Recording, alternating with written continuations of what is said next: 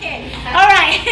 Well, we're going to go ahead and get started with our dating series, guys. And I just want to welcome my husband, Omar. And he's going to be starting it off tonight. I also just want to congratulate him because yesterday he's with the baseball, United Baseball. And they won yesterday, their last game they won. It was a championship and they won. I'm just proud of my husband. He's just a great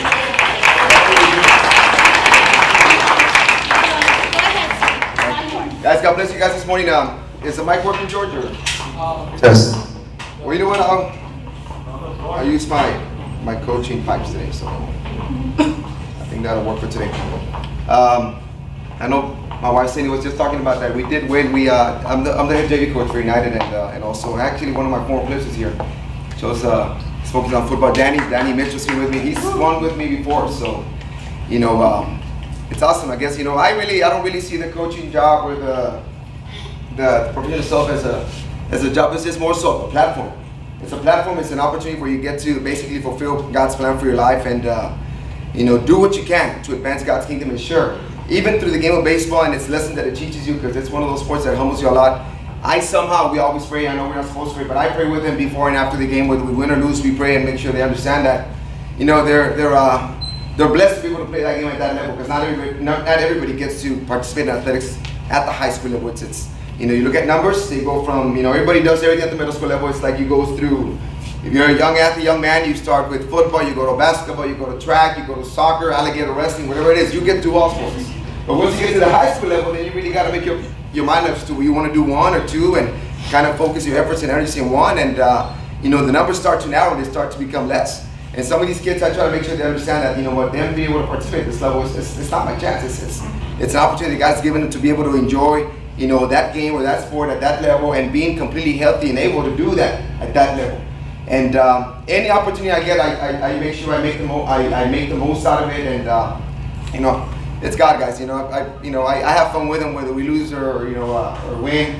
I always tell them, I said, those numbers or those digits, you know, they have no indication of the kind of people we are. You know, we got to make sure we just, you know, have fun, you know, and somehow let that sport shape our lives and use those lessons and carry them over to our daily lives. And I know we got some athletes in. I know I got Josh and Des here, and I want to congratulate them, as well as Cindy and all the girls that were involved in the FCA event that took was it this past Tuesday already? Sometimes I lose track of time, but I really wanted to be there. Trust me that I wanted to be there, guys. And but I was in Del Rio. We had one of our district games in Del Rio, and you know, I have to, you know, travel with them. But I was talking to Cindy right before when I was on the road over to Del Rio, and I was making sure that, you know, what I was praying for you guys, and I really wanted to be there. And the first thing I heard about when I walked into the campus finally was from Coach Ramos, that it was something amazing. It was over 400 people, I believe, that were there in attendance. And believe me, that's what God does. That's what God does. He somehow sets up things in such a fashion where even if it's just for one person, he'll do all that to speak to one person, you know.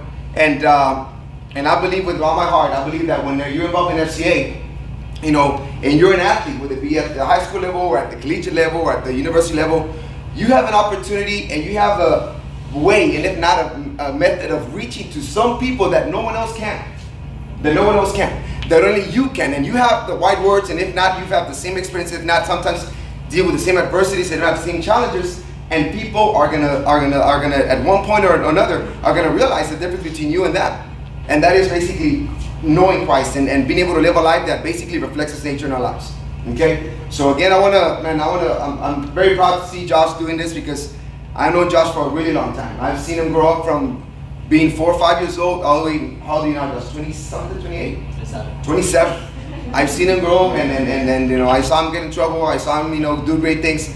I saw him do some amazing things, and I'm just very happy for him to be able to do this and spearhead with Desi, you know, even though she's not a local, you know, student, you know, and any other person that is involved in that ministry, you know, it's being obedient and being sensible to what God has for this university, and those people that are there walking through those halls.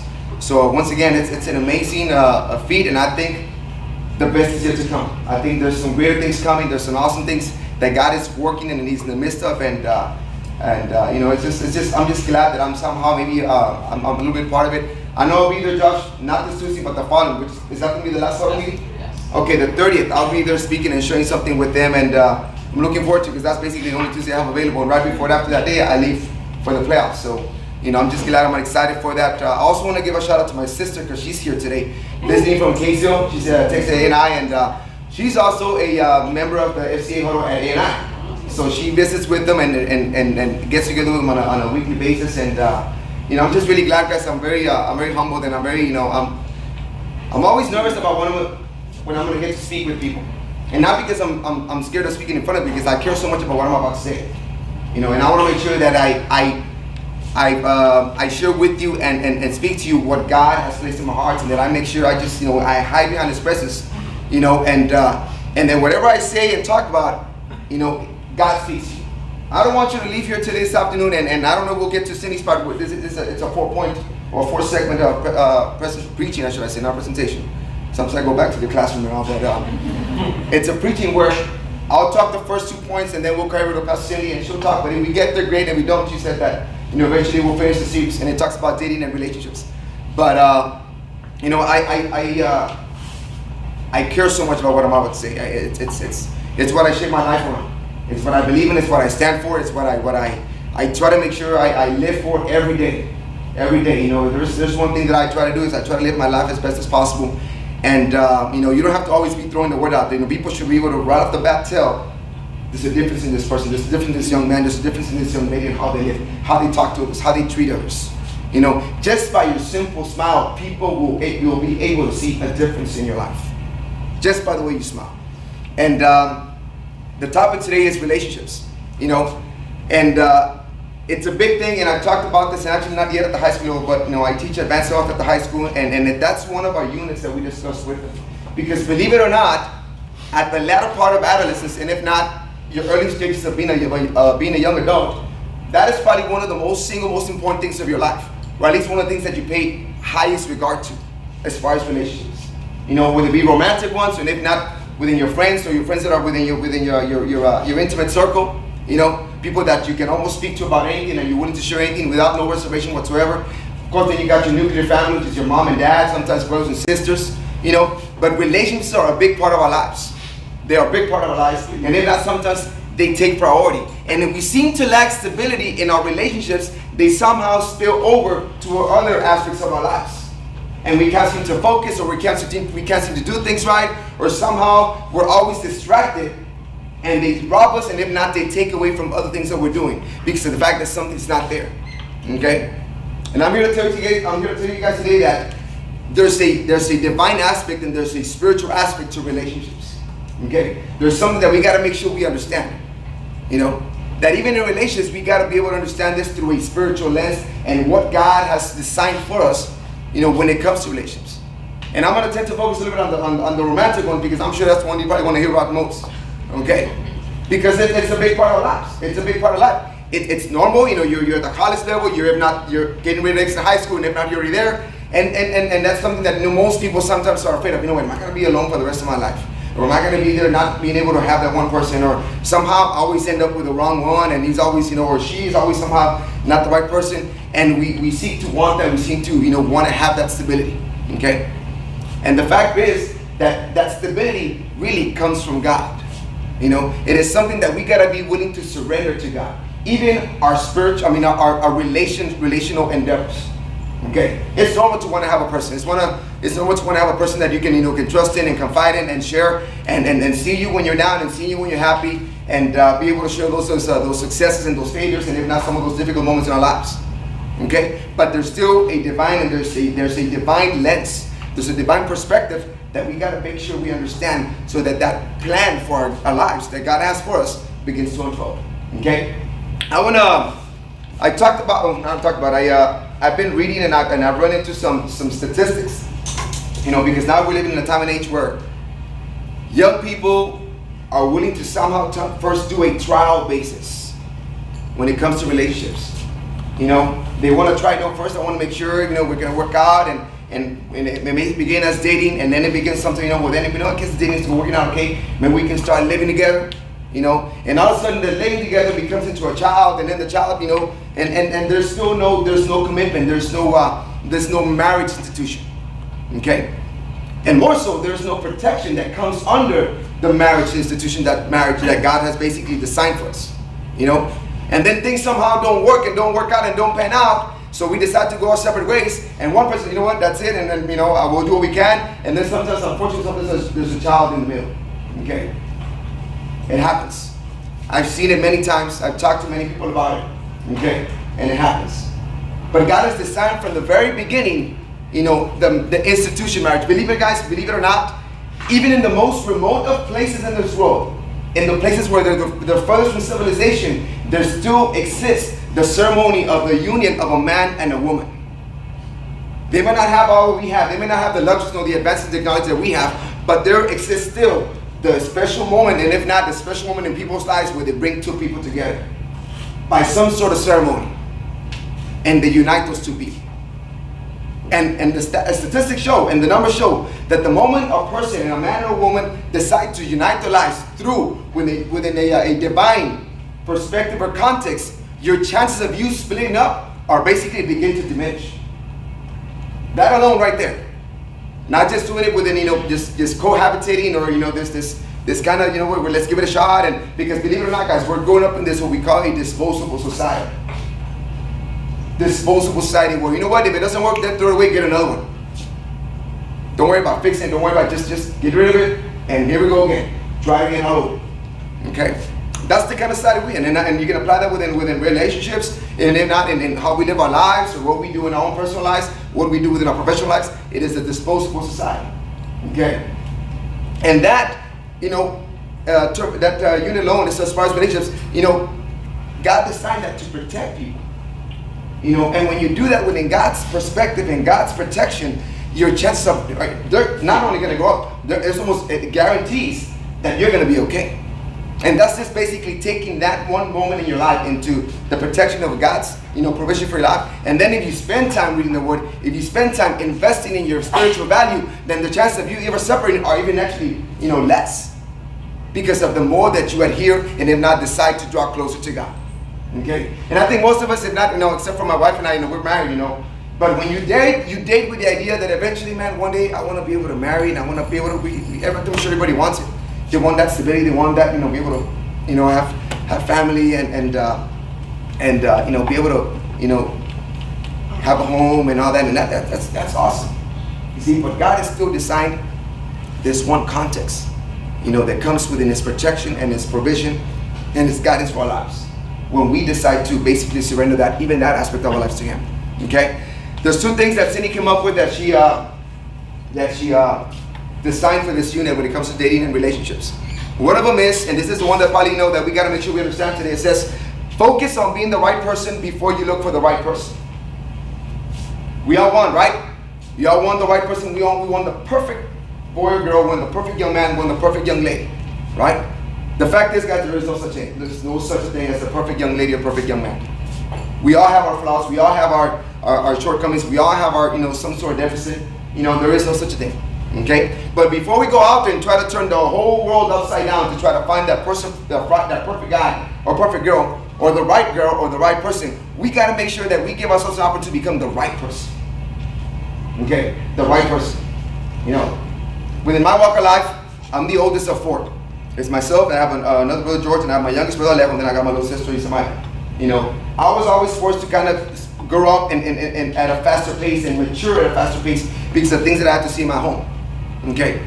You're talking about, sometimes, you get a dad that drinks, and then that dysfunctional, issues that would happen and all that. Believe it or not, some of those things that happen within our families, and if not in past generations, if you don't address them, if you don't deal with them, if you don't ask God to somehow intervene and somehow disrupt that pattern or trajectory, it will carry over to your life.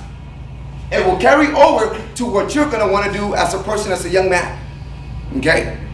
And we have that ability, and we have that access to disrupt any kind of pattern or any kind of trajectory that has previously existed in our life and generations before us.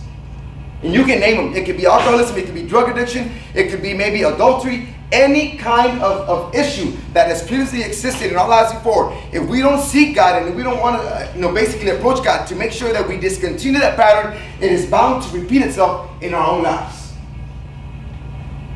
It is bound to repeat itself in our own lives. So that's why I'm saying that we got to make sure that we become the right person before we go out there and start looking for the right one. Okay? For the right one. And that's what I want to make sure you guys do. That's one of the ones. Make sure that you seek out God, to make sure that you give yourself that opportunity to make yourself right with God and disrupt that. Disrupt that pattern. Disrupt the pattern of maybe dysfunctional families or alcoholism. You know, that's what I saw my dad being an alcoholic and fighting all that. And I was the one that to basically, you know, my sister she wasn't not even born yet, so she didn't get to see a whole lot of that. But I was the one having to make sure, and I would have to assure my younger brothers that everything would be okay, despite what was going on. And those things can actually carry over to your life. And that's just an example. You know, you have your own lives to basically look and self-evaluate and examine and says, you know, what is it that I got to make sure right now before I go out and try to find the right person? What do I got to make sure I undo and set myself free from? So that I can give myself that opportunity to be the right person for that one person that God has set for me. And listen to what I just said, that God has set for you. Not the one that you think is. Okay? Sometimes that's one of the things that we want that one person, and we're just so set and so, you know, sometimes hard-headed that we want to make sure we make it and assure that that's got to be the right one, God, because I know she's the one and I know he's the one, and he likes, you know, yes, we have a lot in common and all that, and we want to almost make it force God, and if not, make them understand that's got to be the one. Before that takes place, we got to make sure that we are the right one. Okay? I want you guys to open it, and this is not just things that I'm just shooting off the top of my head, and if not, these are things that come from the Word. I want you guys, if you can, you can go to Exodus. I don't think I gave you that one, right, Tony? This is in Exodus, and I'm not going to read it, but it's during when the Israelites were free from Israel. Okay, in Exodus chapter 34, verses 6 and 7, it talks about the fact that, you know, that the sins of the fathers and things that happened before them could carry over and will carry over if they will not seek repentance from God and get right with God. Okay, I'm going to read it for you right quick, and it's in Exodus, just so you know, because I want you guys, anytime that I speak, guys, you know, and I'm sure whether it's Pastor Cindy or anybody else, you know, everything that we share, you know, especially I know that I can speak in my wife's behalf, you know, everything is biblically based. Everything that comes from this book. It doesn't come from our own understanding, our own opinion, or what we think or what we believe to fabricate that is right. It is biblically based. It is supported by it. Okay? And anyone that shares word with you or speaks word to you, make sure you got your Bible and make sure it's backed up. Because there's a lot of ideologies out there, a lot of beliefs, a lot of philosophies, a lot of approaches to life nowadays. You know, we talked about it last week in our Sunday school class that, you know, we know the shepherd and the flock and all that. And it's funny how lambs, you know, or the sheep, you know, are a very significant kind of animal. And I told the class, I said, why would God select a sheep from all the possible animals in the world? Why a sheep? You know, I'm personally, I love horses, and if I could be an animal, I would be a horse. I just love them. They're just, to me, they're one of the most amazing creatures. They're courageous, like man. They somehow they're amazing. You know, but the sheep itself, you know, it's an animal just like humans, because that's what the correlation is. You know, we as sheep, we as people, we need guidance. We can't live our life on our own. We can't make it on our own. We need a shepherd. We need somebody to call on to. We need a voice to recognize. We need somebody to take care of us. Who comes in, who comes out.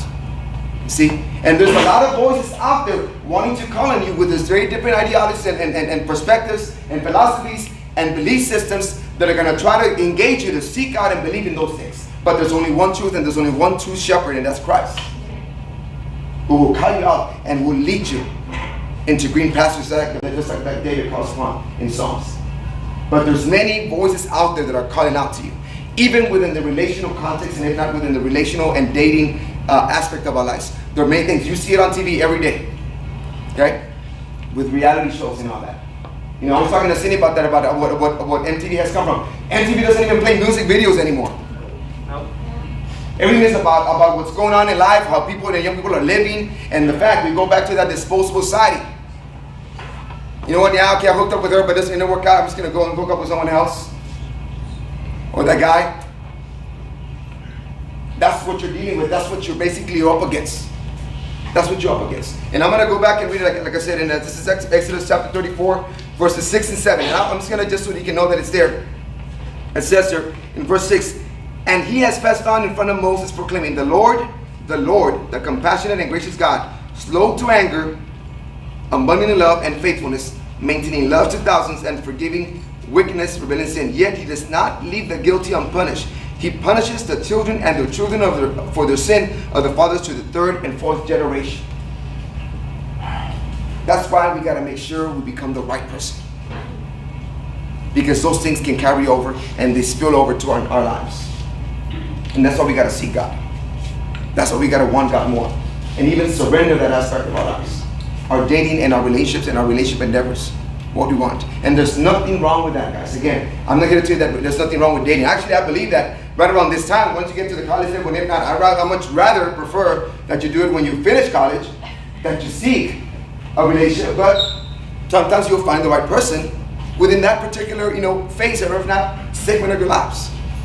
You see? Because by then you're fully mature, your frontal cortex already has completely developed, and you can make better choices. Okay?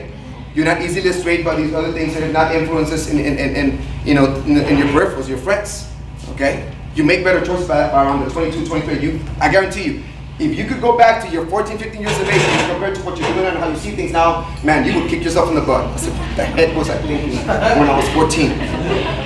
As opposed to when you see life and how you see life and how you go about business now that you're 22, 23. Because now God knows what he was doing. God knew exactly what he was doing when he put our bodies together. It is around this time and age, well, not mine, because I'm 37, I'm going to be 38 this year. But around 22, 23, you're beginning to make, okay, you know what? What was I thinking? I'm 37, guys, and I still go back to moments in my life where I know that my mom, I thought she was completely wrong and I was right. And I'm still going back and I say, Mom, I said, you were right. I said, and I'm still learning lessons. And I'm 37. Okay? But if that's the case, that's fine. But you gotta seek a person that in some way, and I'm gonna jump the gun a little bit, it's gonna give and if not add value to your spiritual life. Not take value from it. Okay? Exodus 34, we just talked about that, and then you assure them, if you guys want to go to John, I didn't give you that one either, Cindy. John chapter 16, verse 33. Okay? Real simple. Word says that in this world you will find affliction and trouble. You'll find discouragement, pain, sorrow, you name it, trouble. Trouble spelled out in many different forms, ways, or shapes. But he says what? But take heart, for I have overcome the world. Even in our spiritual lives, even within that context of our relationships and dating. If you go about it the wrong way, you're gonna find trouble. If you go about it your way and through your lens and through your sense of logic and through your sense of intellect and what you feel and you think is right for you, you're gonna run into trouble. Okay? But then he gives us that assurance that, you know what? Take heart. I've overcome the world. Okay? And that's what Cindy and I want to share with you guys today. One of them is that. Before you go out and try to turn the world upside down and try to look for the right person, make sure you're the right one. And analyze, evaluate. You know better than anybody else. Unless you choose to share some of that with Pastor Cindy or myself about what are things that we got to make sure we are set free from to make sure they don't carry over. Do it now. Do it now. Okay? And then the other point is, how much time I got, Cindy? Just make sure you give me a heads up. Okay? You got to date with purpose. You have to date with purpose. Okay?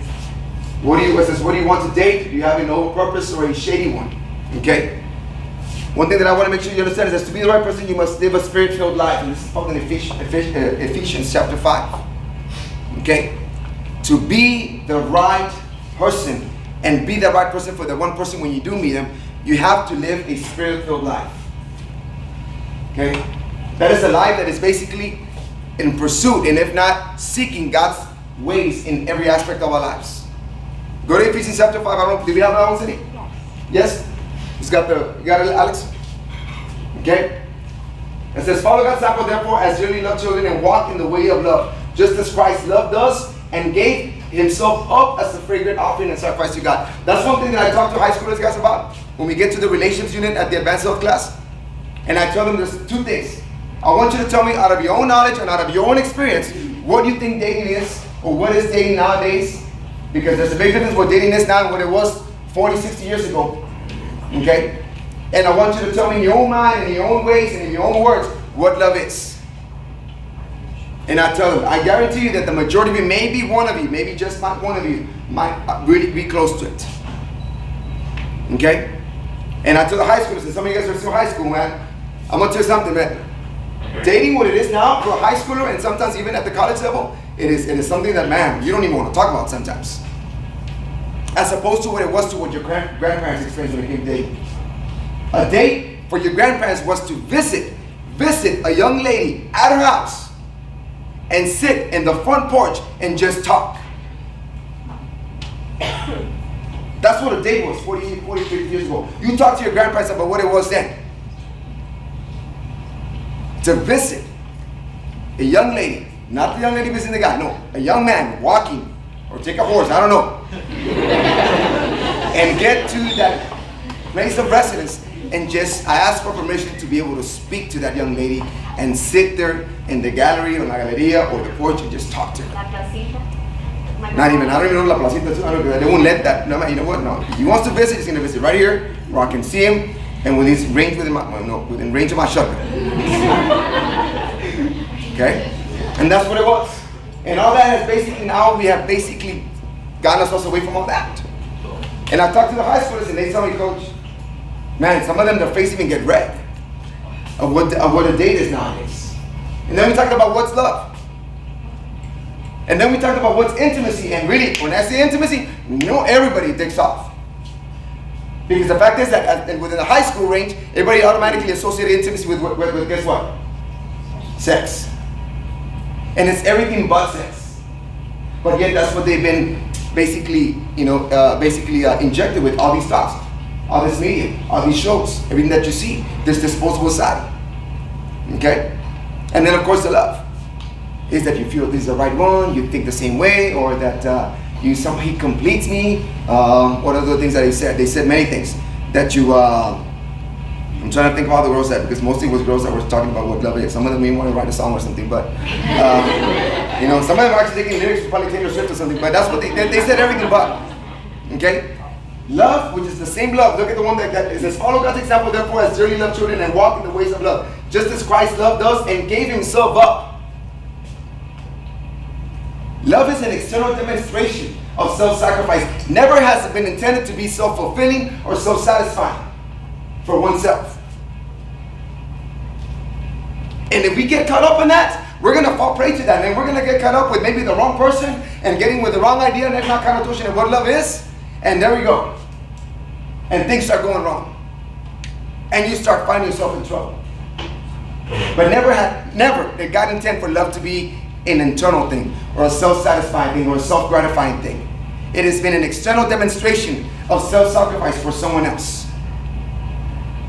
And the greatest act of love ever shown to mankind was when God sent His only Son to die on that cross for you and I, so that we can have an opportunity at eternity. And I want to emphasize eternity because that's going to be the next verse.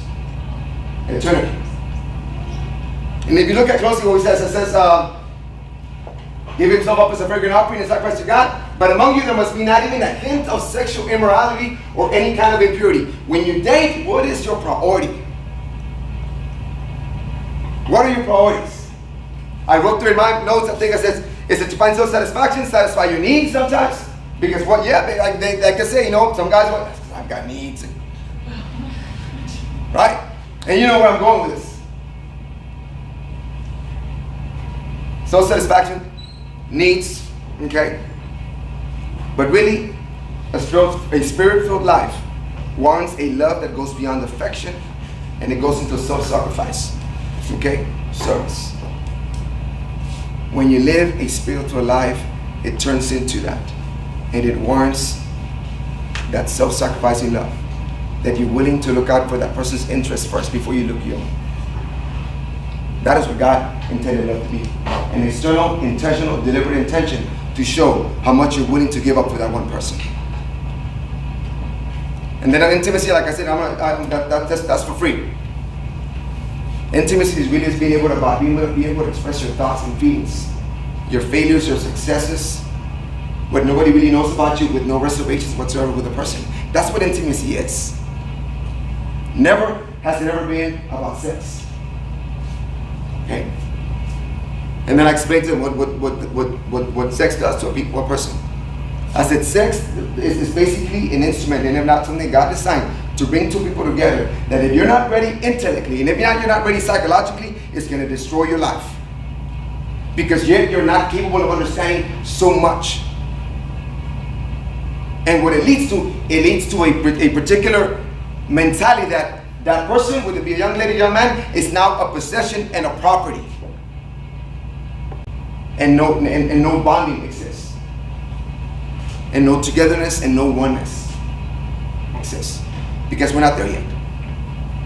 Because the frontal cortex is not fully developed yet. Right? So we start designing and thinking this idea, this experience, to what I'm seeing on TV and what I'm reading on magazines and what I'm reading online, and what my friend said is this. It's because, Coach, my friend said, I said, you know what? What can your friend possibly tell you that is valid if she's probably the same age as you?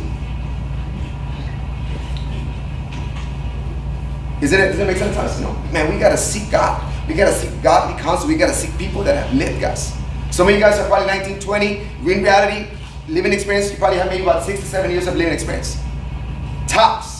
After 14 of age, you start living. And it's little by little, and you're limited to what you're going to endure because your parents are there to protect you. And yet there might be some of us that have not had parents, and maybe have to grow up a little faster, seen more than we should have to deal with more than we should have. But still, we have maybe a few years of experience. You got to seek godly counsel. You got to seek godly people that are willing to share what the Word says, not what they believe or think is right, what the Word says. Okay? Go to click it. Alex? It says this is this other verse. I believe this is 17, right? Yeah. Okay? It says be very careful. Listen to what the Word says. It says be very careful, not just, you know what, hey, just in case things might go wrong. No, it says be very careful then how you live, not as unwise but as wise, making the most out of every opportunity, even your dating and relationship opportunities. Because the days are evil. Therefore, do not be foolish but understand what the Lord's will is. When you seek that one person, you got to seek that one person that's going to add value to your spiritual walk. It's going to add value to your spiritual life. And when they can do that, it's because they understand God's will for their life as well. And they're going to help you, and they're going to enable you to be able to fulfill that same will that God has set for them. Okay? Be very careful, because the days of you are pervasive. They spread out. And it's quite evident that it does spread out. Okay? Within relationships, within dating, and if not, look at what just happened in Boston.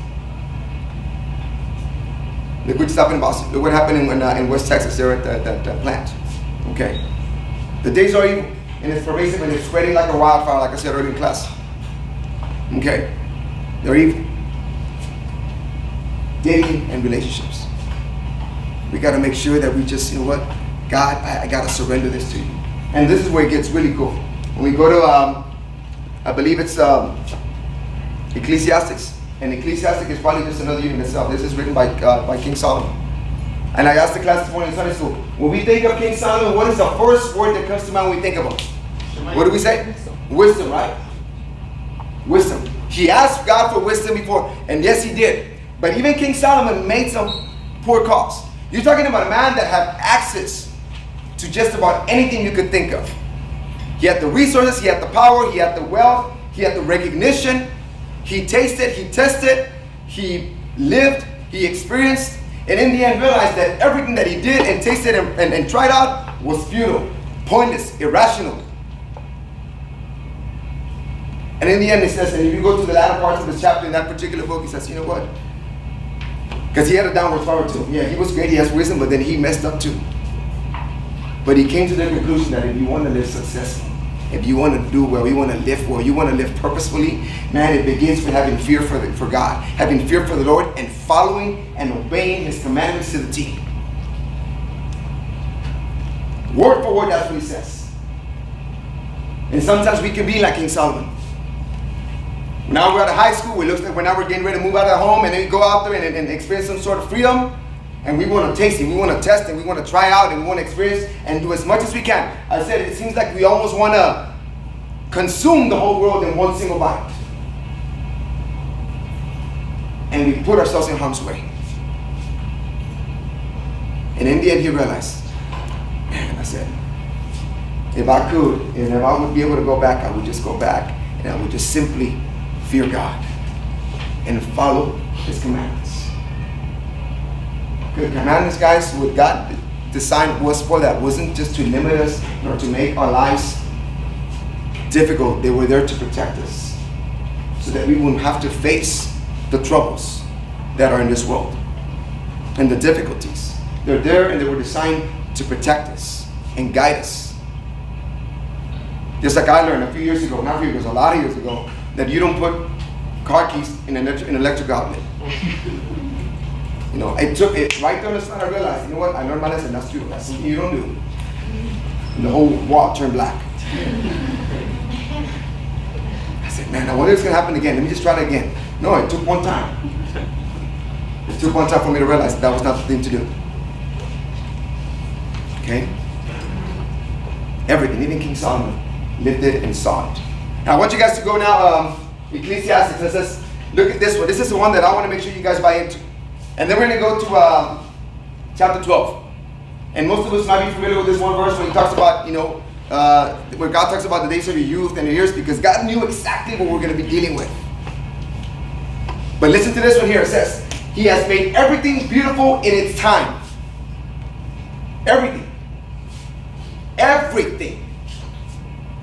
Professional, your personal life, what you do as a student, even your relationships, even what you're thinking of doing with your personal life and looking for that one person. He's made everything beautiful in its time.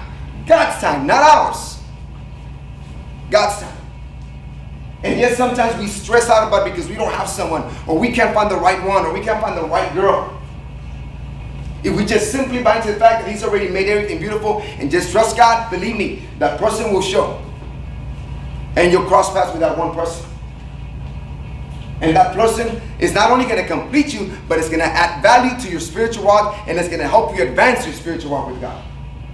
It's not going to hold you back. It's not going to hinder, or she's not going to hinder you or obstruct you. It's not going to be a barrier. It says there, He has also set an eternity in the human heart, yet no one can fathom what God has done from beginning to end. I want you guys to think about that and just reflect it for about 20 seconds. He has also set eternity in the human heart.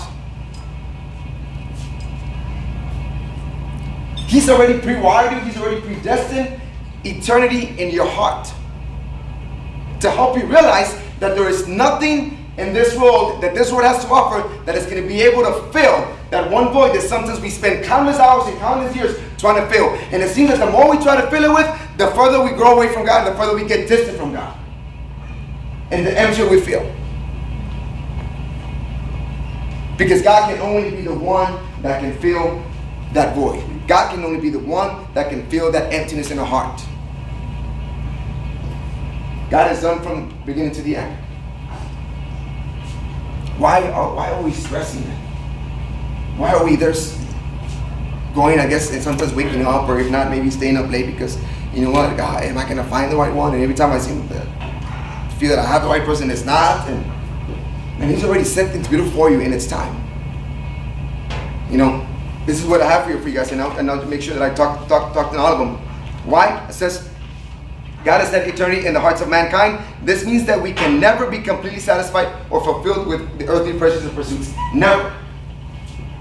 Now, I have no problem with advancement and pursuing goals. That's great. I encourage that. Okay? But the moment that becomes priority, then we'll start seeing some problems. Okay? There's nothing wrong with that. I believe in higher education. I believe in you pursuing, education and do what you can and advancing and moving upwardly. Yes, I do. Totally. But when that becomes priority, when we begin to basically value that more, what this world has to offer, then it takes away from God. It takes away from God and what God has for us and lined up for us. Okay? Why? It says, because we're created in God's image, number one. Number two, we have a spiritual thirst. And then this one is one that is probably the most, to me in my eyes, is the most important. It says, we have an eternal value. And that one person has to be able to add value to your spiritual life. And nothing but the eternal God can truly satisfy this. Nothing and no one can but God fulfill that eternal need in our lives.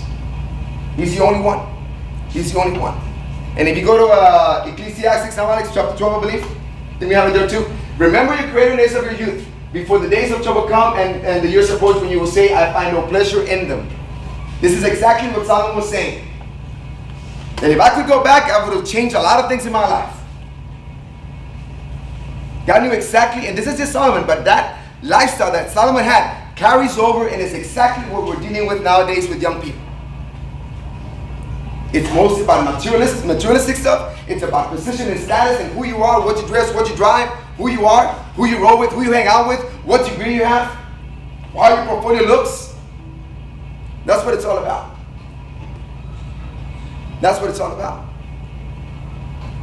That's what this world seeks to, not seeks, but this is what the world basically sees as success and advancement. Who you are, what you have, what you do, what you wear, what kind of house you have, what kind of vehicle do you drive. But true success is really being able to fulfill and maintain a relationship with Christ. And knowing that at whatever platform you're in, whether you're at the college level, at the university level, or already have become a professional, that's only a platform that you're basically been placed in and entrusted with to carry out a will and plan for your life that God has already prearranged. Going back to chapter 3. And it's due time. Okay? God exactly knew with young people. He knew that at that particular stage of their lives, relationships and these other things were going to be very, very important to them. And that's why we have to make sure that we remember God and we make sure somehow we seek God in that aspect of our lives. Okay? It says here, a life without God only produces bitter, lonely, hopeless old age. That's chapter 12, verse 1. That's what that verse is telling you. That a life without God is going to lead to being lonely, bitter, okay, not content, and into old age. And then sometimes we're worried about maybe one day getting there and you're old and you're not lonely. You know, what are we doing right now? What are we doing right now with our time? What are we doing with our energy? You know, there's nothing greater than seeing young people fired up because they got so much passion and energy that, man, once you set something off, you know, it takes off. It takes off, but it's got to be the right things. Number 2, a life centered around God is fulfilling. Is my life perfect? Is my wife's life perfect? No, it's not perfect now. But you know what? I'm at peace. I'm content. Because I know that God is in control. I know that God has the word over everything and anything. I shared with the Sunday school class that I'm at a point right now where I have to make a decision. I have to make a choice. And we've been talking about this for the last 3 weeks, and I said, you know what, God, I just want God to just illuminate to me and just give me peace. I said, on what I need to do. What I need to do. You know. And I want to make sure that I don't do what Omar thinks is best or what I think is you know, the best thing for me. I want to make sure that I just follow under God's plan, and that whatever my plans are, I align them with God's plans for my life.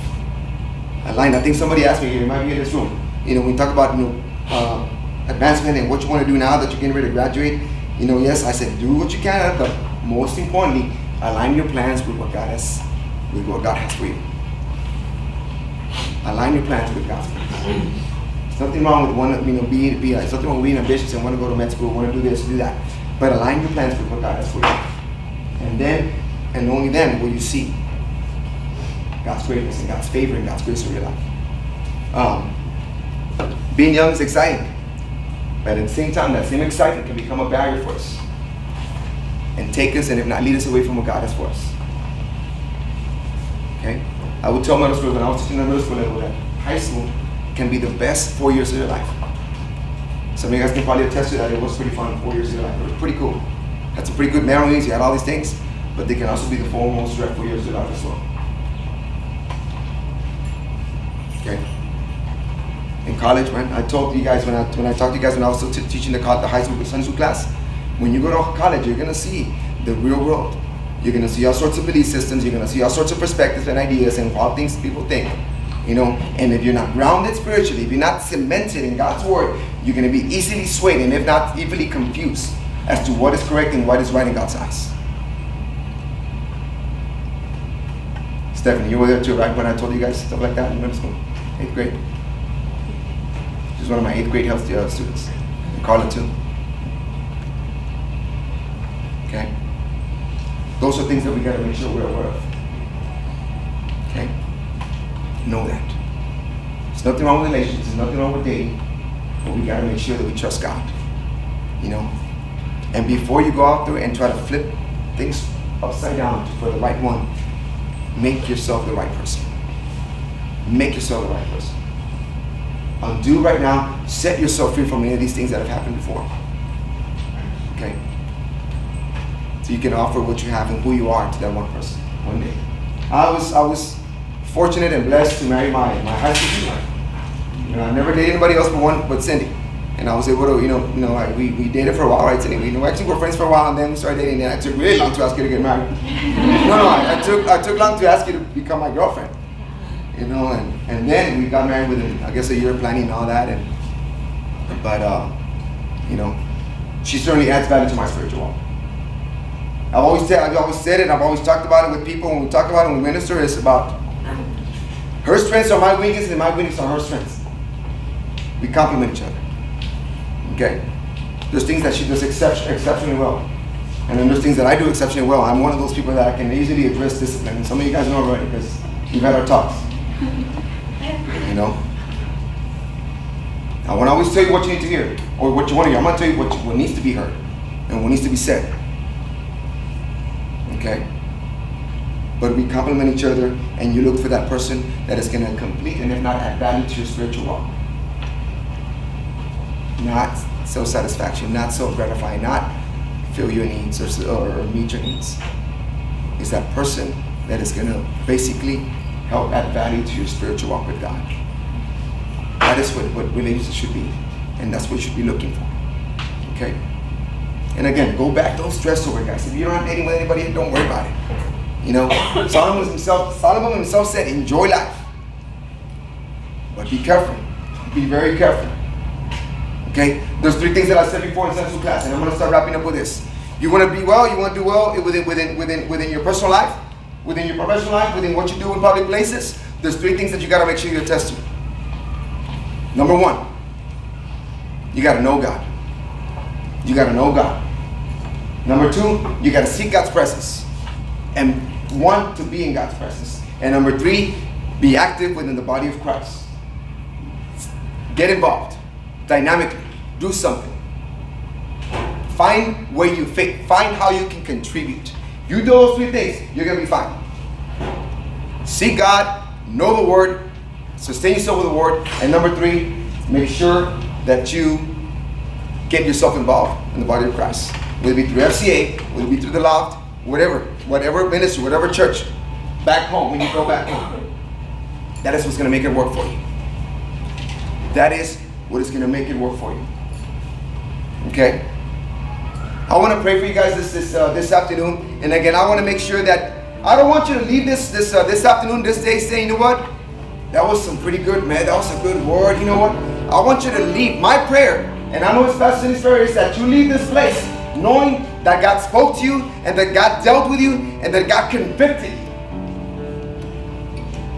That is what you want. Not knowing, man, that was some pretty good notes, that was some pretty good word. No, know that you had a moment where you experienced God and God spoke to you. That's what you want. That is what you want to make sure you leave this place with today. Knowing that God spoke to you and you got to feel and experience God's presence and begin to convict you, and if not, realize, what do I need to make sure I set myself free from? Because believe it or not, guys, dating and relationships is a part of life. Right now it may seem like it's the biggest part of life, but it's not. But it's still a part of life. And it's a part of life that if we don't address right, and if we don't treat it right within a spiritual lens or a spiritual perspective, it can bring destruction to our lives, and it can lead us astray. It can lead us astray. Okay?